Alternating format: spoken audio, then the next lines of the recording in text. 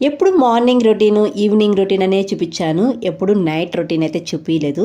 ఈ రోజైతే నా నైట్ రొటీన్ అయితే చూపిస్తున్నాను. మా డిన్నర్ అయితే 6:30 లోపల అయిపోతుంది. ఇంకా ఈ వెయిట్ మిషన్ కొని 2 వారాలు అయితే అయిందనమాట. ఇంకా అప్పుడు ముందు చూసుకున్నారు వెయిట్. 2 వారాల తర్వాత మళ్ళీ వెయిట్ చూసుకుంటున్నారు మా హస్బెండ్. ముందు ఏ వెయిట్ ఉన్నారో అదే వెయిట్ ఉన్నారనమాట. నేను మాత్రం 1/2 కిలో అయితే తగ్గానమాట. ఇంక నాకైతే చాలా హ్యాపీ. ఇంక మా హస్బెండ్ తగ్గలేదని ఇంకా అలా చూసుకుంటూ ఉన్నారనమాట. ఇంకా తర్వాత మా పిల్లల్ని అయితే చదివించుకుంటూ ఉన్నాను. వీళ్ళైతే ట్యూషన్ పంపిస్తూ ఉన్నాను. ఈరోజు ఇద్దరికి కాళ్ళు తగిలినాయన్నమాట. కింద కూర్చొని ఫ్రీగా ఉండలేరని చెప్పేసి ఇంటి దగ్గరే కూర్చోబెట్టి చదివిపించాను కొద్దిసేపు మా చిన్నోడిని, మా పెద్దోడిని అయితే. తర్వాత ఇంటి ముందరికైతే కనకాంబరాలు పూలు అయితే వచ్చాయి. ఇంకా అవైతే తీసుకున్నాను అనమాట. కడుతూ ఉన్నాను. నాకు పూలు కట్టడం ఫాస్ట్గా అయితే రాదనమాట. నిదానంగా చాలా స్లోగా కడతానమాట.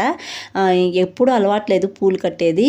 పెళ్ళైన తర్వాత కట్టడం అలవాటు చేసుకున్నాను. తర్వాత మా చిన్నోడిని చదివిపించాను కదా, కొన్ని స్పెల్లింగ్స్ నేర్పించాను అనమాట.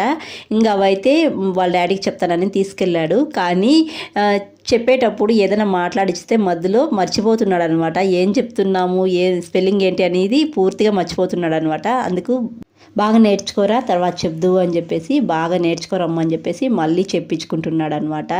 ఇంకా పిల్లలు చదివించుకునేసిన తర్వాత వాళ్ళకైతే పాలు కలిపేస్తున్నాను. ఇంకా నైట్ పాలు తాగి పడుకుంటారనమాట.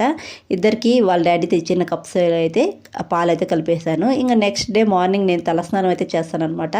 ఇంకా కొన్ని మెంతులు అయితే నానబెట్టాను. హెయిర్ ప్యాక్కి మెంతులు నానబెట్టేసి ఇంకా మా పిల్లలకైతే పాలు ఇచ్చేసాను. మా పెద్దోడు అయితే డల్గా ఉండి పాలు అయితే తాగుతున్నాడు అనమాట. మా చిన్నోడు, మా హస్బెండ్ అయితే కింద దొల్లి బాగా ఖుషిగా ఆడుతున్నారు. అంతే ఈ వీడియో. బాయ్.